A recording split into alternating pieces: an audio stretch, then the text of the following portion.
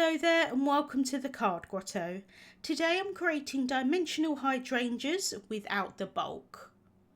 So let's get started. I'm using the Hero Arts Layered Hydrangea Etched dies today. There are a few different layers for the flowers in the set. So you've got kind of like a base layer followed by a second layer, and then you've got individual flowers that you can layer on top. And these come in sets so that you can cut multiple at one time, but there are also individual ones in that set as well, which is really helpful. So you can kind of do a kind of mix and match here. You don't have to add all of the layers on if you don't want to. I'm going to cut the flowers from Spellbinders Windy ColorWheel cardstock. So I'm just placing them down onto the cardstock, trying to move them around to try and conserve as much of that cardstock as possible. And then I can adhere them down with some low tack tape to keep them in place while I run them through my die cutting machine. I'm using the Platinum 6 today and just running those through. And I do want 2 clusters of flowers, so I am going to cut these twice. So I can just pop all of these pieces out, and you can see for this base layer here that you've got the outside edges cut really nicely, and then in the center there are just some etched lines. That helps to know where you might want the next layers to go on top. But like I say, you don't have to do it in the particular way that I'm doing it. You could maybe miss out the middle layer and just add the individual flowers on top of that base layer. Or you don't even have to add the individual layers on top of the middle layer. You can do it how you want, which is really nice. I realised at this point that it didn't cut out this middle layer perfectly. My plates are a little bit warped for my die cutting machine, and I think I just cut too many in one go and it just didn't cut that well. So I'm just kind of popping it back over the top because I've already got those indentations from where it did cut some of it. It's just going to pop in quite easily like a puzzle piece. So I just held that in place and run that back through, and it did cut perfectly the second time around. So I'm going to pop out all of those inside pieces. So this is a layer where there are individual flowers, but they are all kind of stuck together, which is quite nice because it's a little bit quicker than doing some of the individual flowers. So I realised at this point I was popping all the pieces out from the middles, but I just wanted to make sure that I knew how these were going to layer up one on top of each other. I don't have the packaging, so I just wanted to check here to see how well they layered up. And you just kind of, there's a flower on either side that kind of layer on top of each other, so you know where to layer everything up, which is helpful. I'm then going to die cut the leaves. So there are a base layer of 2 different shapes of leaves, and then there is also a stem in the set as well. I'm not using that today, but that is available. And also in the set there are the flower centers. Again, I'm not using those today because I'm going to use enamel dots, but I just wanted to let you know that they are in that set. So I've got the leaf pieces here. I'm going to cut them from Spellbinders Peridot ColorWheel cardstock. So I'm just holding those in place, and then I can run that through my die cutting machine. And I am going to cut these multiple times. I wasn't sure at this point my exact layout of my card and how many leaves I wanted. So I've cut a couple extra that I don't end up using, but I can save those for future projects. So I can just remove those from the cardstock and then place these back down so that I can die cut them a second time. And I think I ended up with 5 leaves. I'm now going to add some ink blending onto my flowers.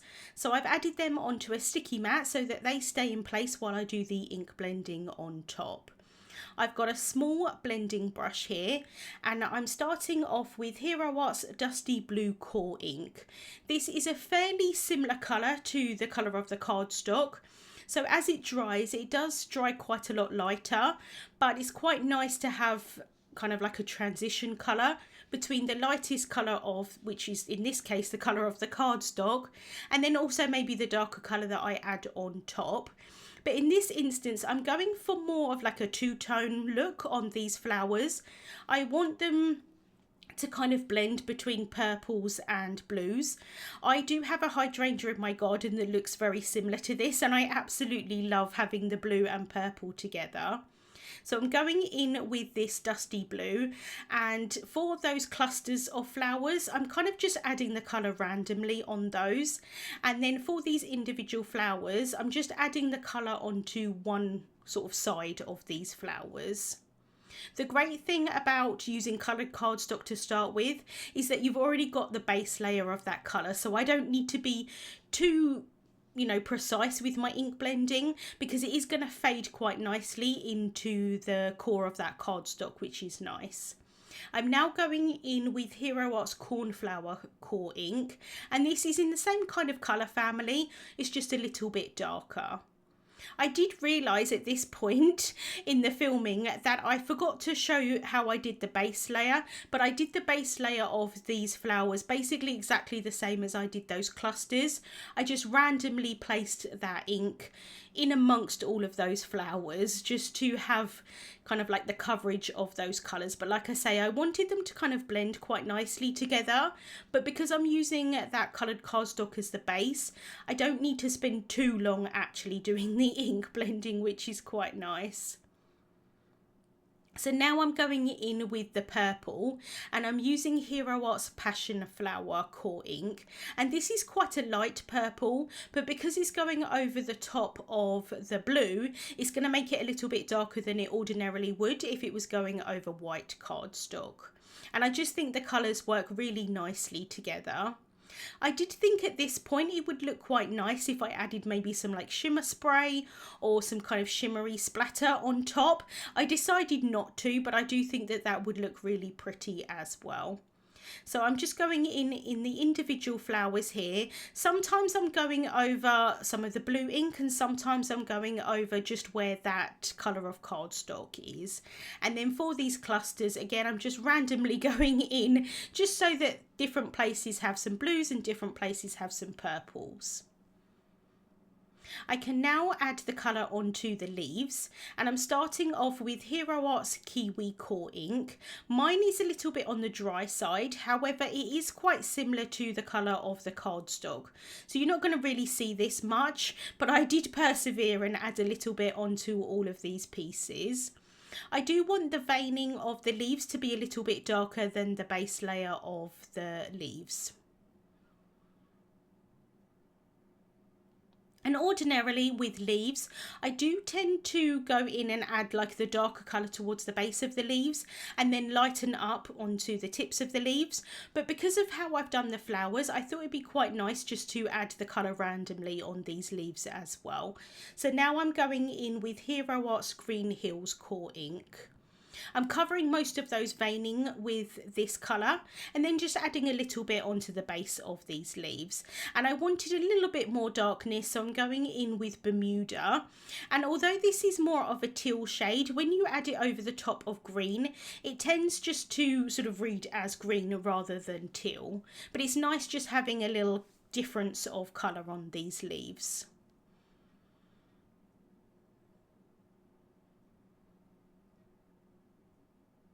And then I can set those aside to dry. While they're drying, I'm going to work on my sentiment. So I'm taking the Hero Art Summer Bouquet Stamp and Cut set, and I'm going to stamp the sentiment that reads "Get Well Soon." I'm going to stamp it down onto some white cardstock. So I've got it in the mini MISTI here, just placing it down onto that cardstock, and then I can pick it up with the door of the mini MISTI.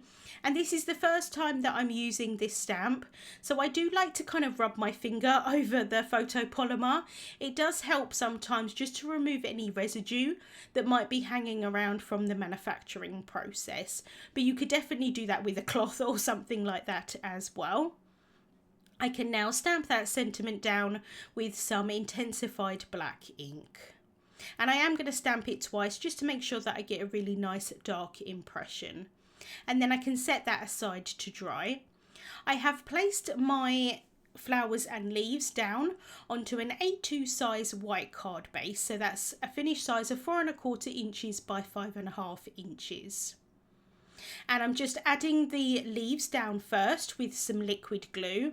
And I realised, well, I didn't realise at this point, but I realised as I'm editing this video, and I do realise a little bit later, that I completely forgot to add the veining onto the leaves. I wasn't sure at this point when I was making it whether I was going to stick down the flowers straight away. I was thinking that I probably wasn't going to, but I actually really liked how this looked, the design, the sort of layout of the card, and I didn't want to accidentally not get it right. So I went ahead and added some liquid glue onto the back of these base pieces, and then afterwards at some point realised that I didn't put the veining on those leaves, which is a bit unfortunate. I should have done that first before I figured out the layout of the card, but never mind, I do save it a little bit later. So I'm adding a little bit of liquid glue here onto the back of these flowers, and originally I thought that I might cut off the sides. I ended up not doing so and just cutting off the bottom. So I didn't think too much about how much glue I was adding onto the back of these, but thankfully I didn't add too much on the outside edges, so you can't see any from the back of this card. But I did realise at this point that I didn't want to add too much glue here, but like behind this front one, because I know that I've got to get the other layers underneath it so that there are two separate kind of blooms of flowers. So at this point I do want to cut off the excess from the bottom, and like I say, I was planning on cutting off the edges, but once I cut off the bottom I realised that I really didn't want to cut off the edges, and this is what happens to me all of the time. I just like how it looks with things overhanging the sides. Now it is a bit unfortunate because it won't fit in a standard sized envelope, but I can make my own envelope, which is what I'll do. So now I can go in with the second layers, and I'm just going to try and sort of figure out here where it's actually going to end up, just to make sure that I know how much foam tape I want to add onto the back of this. I don't want the foam tape to be underneath where the other flower overlaps it, because it's just going to end up too bulky. So I'm just trying to figure out here how much foam tape I need to kind of come down. I ended up just doing it on the top 2 layers of these flowers. I could have gone a lot further with it, but in the end it was okay. I'm using thin foam squares, and I do prefer the thinner profile of this foam tape or foam squares, because I can add a few layers onto a card and it's not going to end up being too bulky.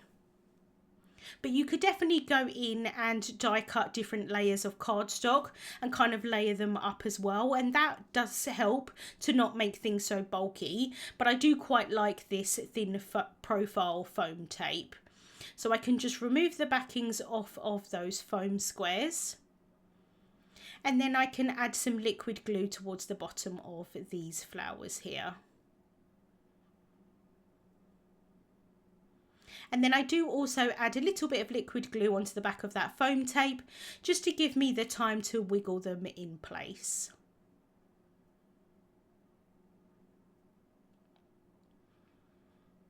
And then I can just lift up that top flower and pop that behind. And I'm trying to line up those flowers there at the side, but of course I can't see the one on the right hand side because it's behind that other flower. So it just took me a little while to get that in place.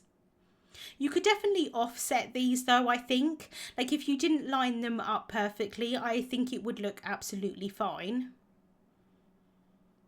So I've added thin foam tape onto the back of all of these flower pieces, since it's the one at the top, or like on top of the other one, I should say.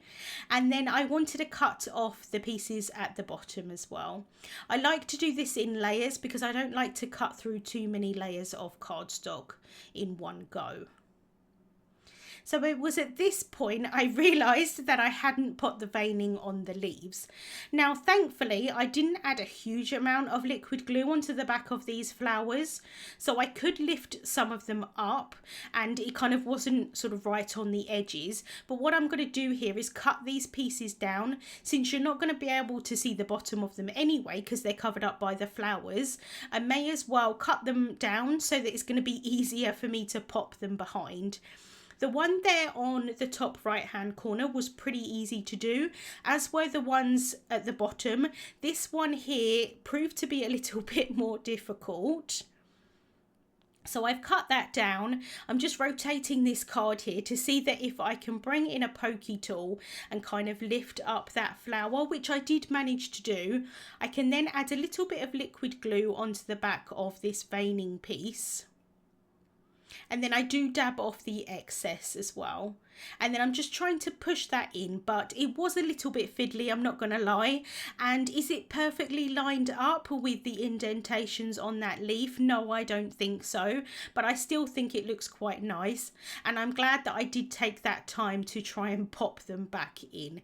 Because although I think it would look nice without them, I do think it looks kind of extra nice with them. I've now added the thin foam squares onto the back of these individual flowers, and I'm starting off with the larger ones, and I'm just kind of going in a random pattern here. I don't want to cover all of these flowers that I've already kind of added on for the second layer. I want it so that you can see some of the base layer, which is the kind of one height of cardstock, and then I want you to be able to see the middle layer, which is the second height of cardstock, and then you've got the third height of cardstock with the foam tape on top of those. So it's quite nice to have all of the different layers, and like I say, because I'm using that thinner foam tape, these don't end up too bulky at all, which is really nice. You can definitely fit this card in a standard sized envelope, apart from obviously the fact that I've got things overhanging the side, but in terms of the dimension, you can fit it in a standard size envelope, which personally I do prefer to do. So I wasn't sure if I was going to add all of these individual flowers on. In the end, I did decide to. But I'm just kind of going in a random way here, so that some of them, like I say, have got the 2 layers, some have got the 3, some have just got the 1. And I didn't offset them, but I definitely could have done. I think that that would look really nice and you would get kind of like a fuller bloom, but I ended up just laying them one on top of each other, apart from that last flower where I just kind of pushed it in sort of in between the 2 flower clusters. I have now die cut that sentiment out using the coordinating die, and I did also cut 2 layers of white cardstock as well. In the end, I just used the 1 layer because I wasn't sure at this point where exactly I was going to add the sentiment on. I do add it on top of the flowers, so I don't want to add too much bulk to it, but it's quite nice having a double layer of the sentiment, especially if you're adhering it down onto something flat. I think it just adds a little bit more dimension, but like I say, not too much dimension. Was a little bit tricky adding this onto the flowers because of obviously the different heights. Thankfully, where I decided to place it pretty much was around the same height between you know, the different sides of that sentiment. But I'm just going to bring in a paperweight here to hold that down while the glue dries. And then I can finish off adding some embellishment. So I've got the Hero Hues translucent purples enamel dots, and I'm just going to add a few of these around the outside edges of these leaves and flowers. I really love these translucent ones because they don't add too much onto a card, and these ones in particular, I think the colour works really nicely with the colours of those flowers. Ordinarily, I would add embellishments in odd numbers, but I thought it looked quite nice with how I placed them, so I've got the 4 instead of 5. But I am going to go in now with the white enamel dots from the Neutrals pack, and I'm going to add a few of these into the centres of these flowers. Like I say, there is a die in the set that you can cut these, and I did think about doing that, but again I wanted to add some dimension onto this card, and these enamel dots are great for that because although they are dimensional, they're not too dimensional. They're not kind of like really rounded compared to some other enamel dots. They're fairly flat, which personally I really like. So I'm just kind of randomly adding these onto some of the flowers.